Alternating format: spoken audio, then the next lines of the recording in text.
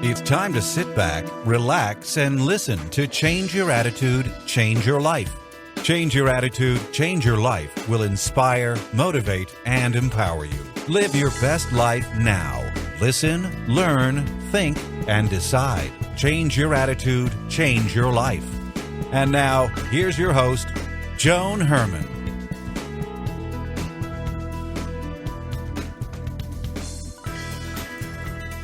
Welcome to Change Your Attitude, Change Your Life. I'm Joan Herman. Thanks for tuning in.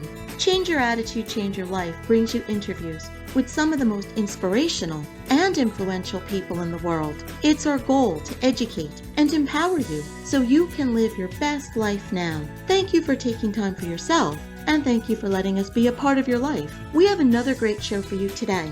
Money. We love it, we hate it, we want it, and we fight to hold on to it. It's often a source of anxiety, leaving us to wonder if it's possible to find a balance. According to today's guest, Nancy Levin, the real key to creating financial freedom isn't changing what we do, it's changing how we feel. And that requires more than just learning how to invest. Nancy believes the state of our net worth is a direct reflection of our self-worth.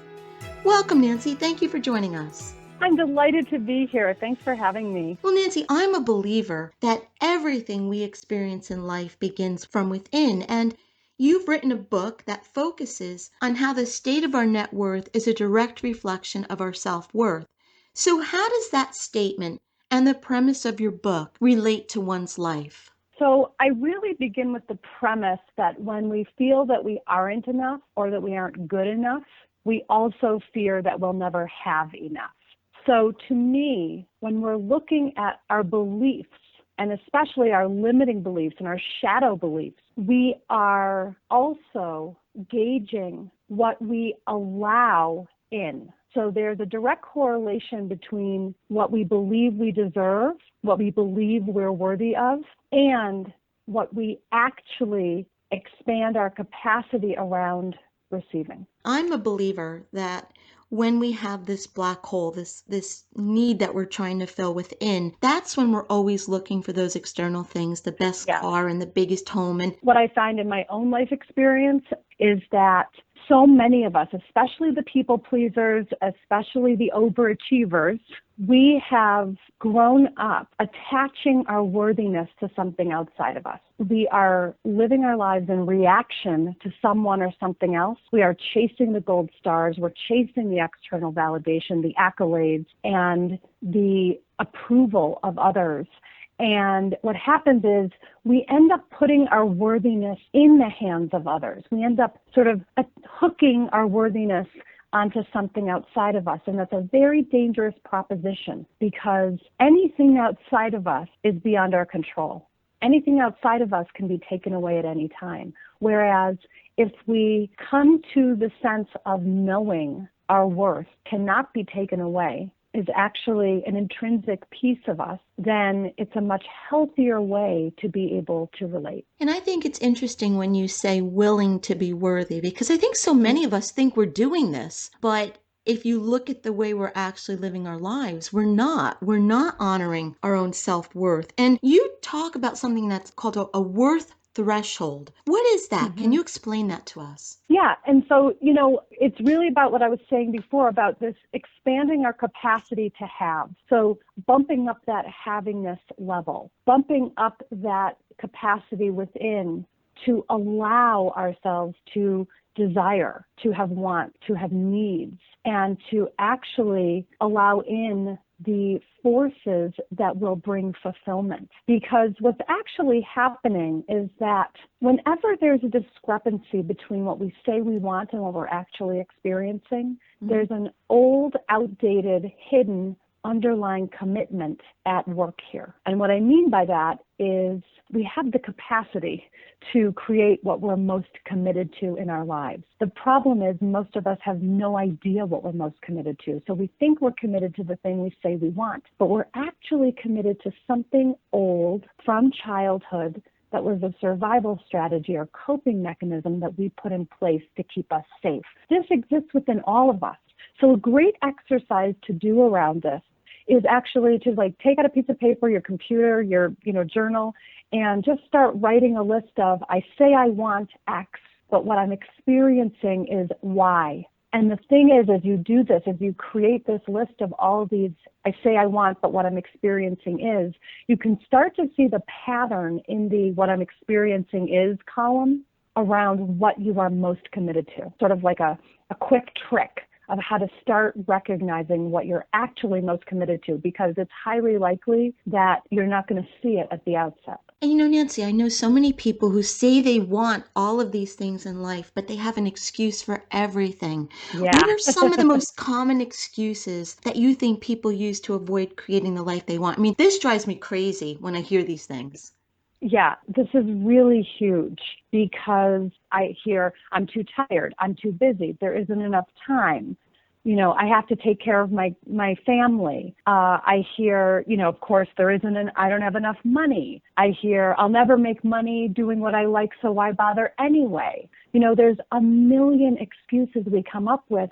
And really what the excuses are doing are rationalizing and justifying our inaction. And the excuses are the ways in which we stay stuck. We stay stuck in the limitations of the past. And the bottom line for me across the board will always come back to choice, because our present moment choice predicts our future.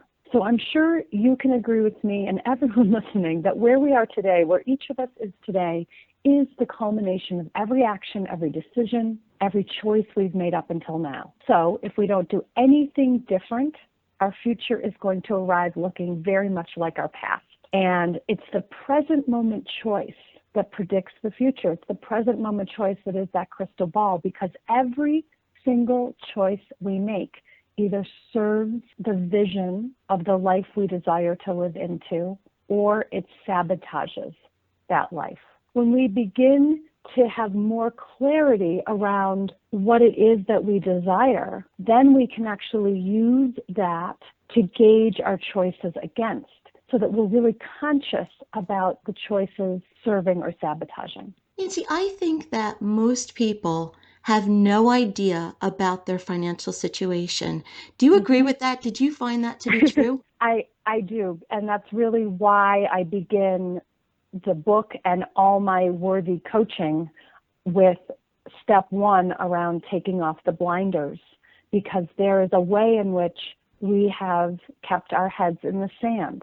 And we have done that to feel safe. We've done that to avoid. The bottom line, and you mentioned this when you were sort of introing me, that, this whole conversation about money isn't even about money. It's really about changing the way that we feel. Because when we're putting our head in the sand about our finances, we're actually putting our head in the sand so that we don't have to feel what we don't want to deal with. And so this conversation that Worthy is bringing to the forefront is about naming and claiming what it is that we want to feel and how to move toward that, first and foremost by being in conscious relationship, conscious awareness of our truth. The book is Worthy, Boost Your Self-Worth to Grow Your Net Worth by Nancy Levin. If you would like to get more information about Nancy and her work, you can visit her website, nancylevin.com. Nancy, in our final moments, what's the takeaway? What do you want to leave our listeners with? I really want to leave our listeners with the shifting belief around the willing to be worthy, because that's what it takes.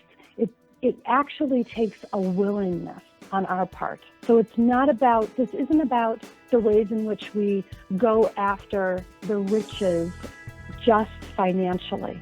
It's about the way that we open ourselves to have all that it is we want in terms of all the richness and juiciness and yumminess that life has to offer. It is available to us. Everything is available to us. We actually just need to step into the place where we know we deserve. Nancy, thank you so much for being here with us today and for this reminder that everything begins within and that we are so powerful when we allow ourselves to be. So thank you for this. And again, for more information, visit nancylevin.com.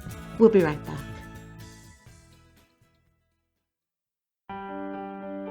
Hi, this is Joan Herman, host of Change Your Attitude, Change Your Life. Did you know that Change Your Attitude, Change Your Life has a free monthly digital magazine that can be read online or emailed to your inbox? Every month, nationally recognized leaders in their field provide information to educate, inspire, and motivate you. We believe in a holistic approach to life, incorporating mind, body, and spirit. Check out a copy of Change Your Attitude, Change Your Life 24/7. Visit cyacyl.com and be sure to tell your friends.